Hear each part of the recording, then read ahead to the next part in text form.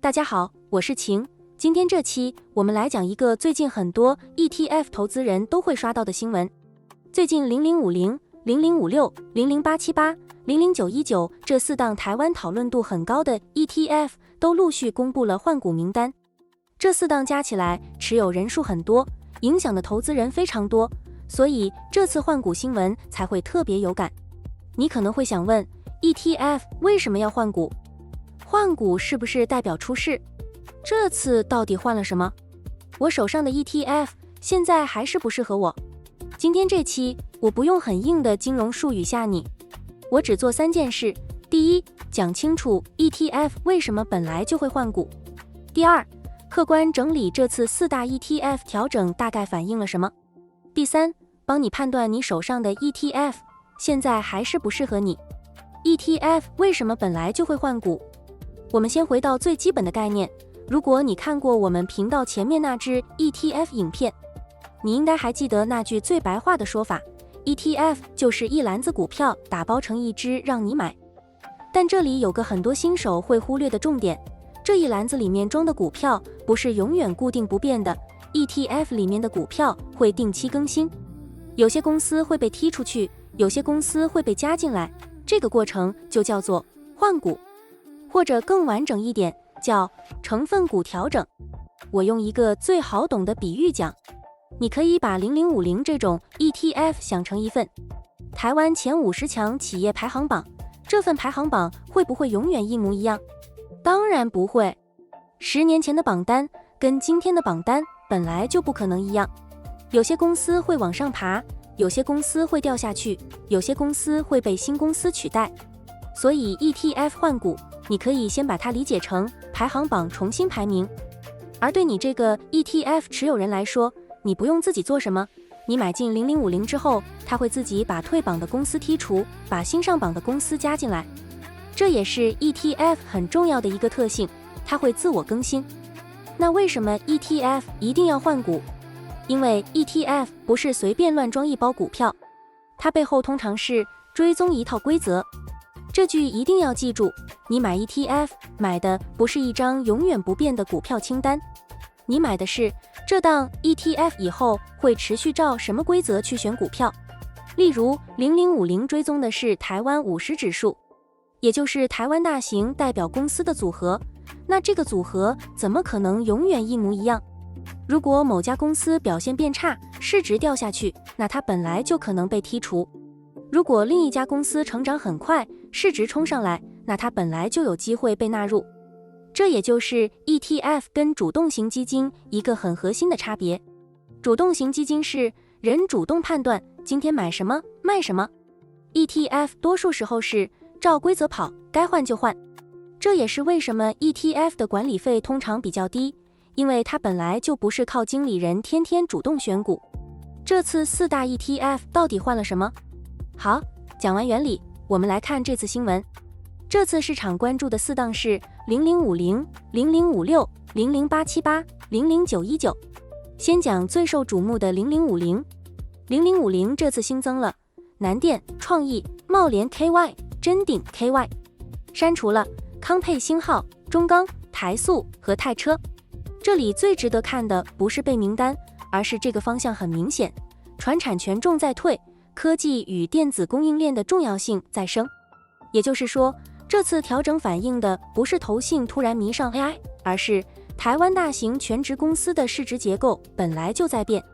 0056这次也有新增和删除名单，次新增中兴电、远传、南亚、南亚科、华邦电，删除巨阳、瑞仪、东洋、东和钢铁。整体来看，科技、电信与电子相关比重明显提高，部分原本的传产与旧成分股退场。这反映了什么？0056过去被认为是老牌传产股集合，这次换股后，它的科技含量明显提升。这里要提醒你，高股息 ETF 的换股看起来通常会比市值型更有名单感，因为它本来就不是单纯看市值最大，而是会看殖利率、配息能力、财务条件、规则设定。所以每次调整，大家都会特别关注谁进谁出。00878、00919这2只也都有成分股调整，主要是高股息选股逻辑的微调，方向上都是依照各自追踪指数的规则重新调整高股息、永续、产业配置与持股结构。但要强调一件事，不要把这些名单变动直接翻译成这只会涨或那只完了。换股反映的是它原本设定的选股规则正在执行，不是在帮你预测未来股价，这句很重要。ETF 换股到底该怎么解读？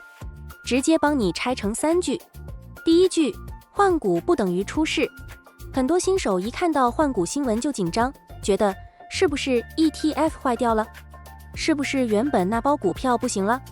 不是， ETF 会换股本来就是正常运作的一部分。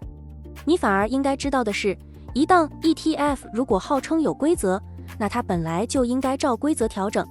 第二句，换股名单可以看，但不要把它当短线名牌。这次谁被纳入，谁被剔除，短线市场当然可能会有一些资金反应，但如果你是一般投资人，尤其是长期投资人，真的建议你不要因为一次换股名单就急着把整个投资策略改掉，因为你买 ETF 本来就不是在压这一期刚好多了哪几档，你买的是这套规则长期有没有合理性。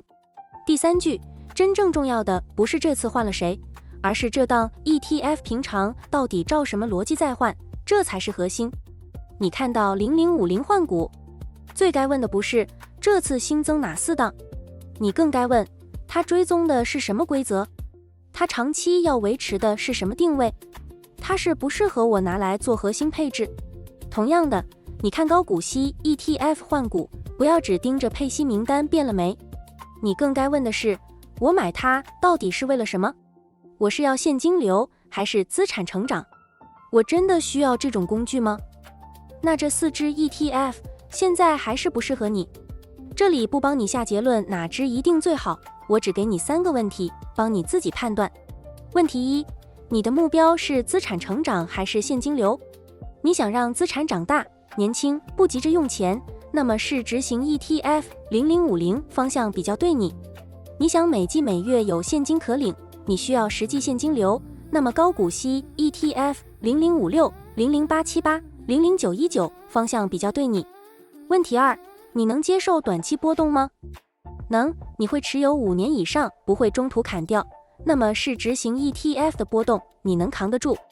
不能，你看到跌10%就心慌，那么高股息 ETF 的波动相对小，但报酬也相对小。问题3，你有没有正确认识高股息？这个非常重要， ETF 配息不是公司送你的红包，它是从 ETF 自己的净值里扣出来的。如果你只是因为看到配息很爽就买高股息，你并没有真的赚到。只有在你真的需要那笔现金流的情况下，高股息 ETF 对你才有真正的意义。如果你不需要，又买了高股息，长期报酬通常会输给市值型。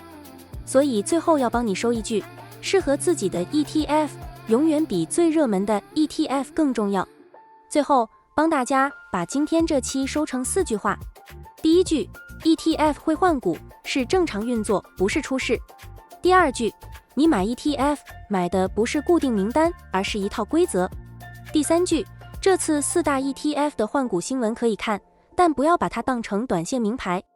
第4句，判断一只 ETF 好不好，不是看这次换了谁，而是看它长期的选股逻辑是不适合你。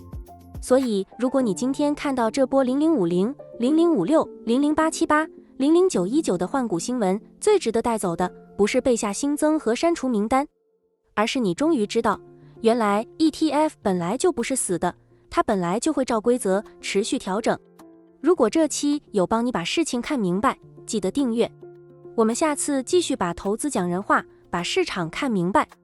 我是晴，这里是投资晴姐，我们下期见 ，See it clear。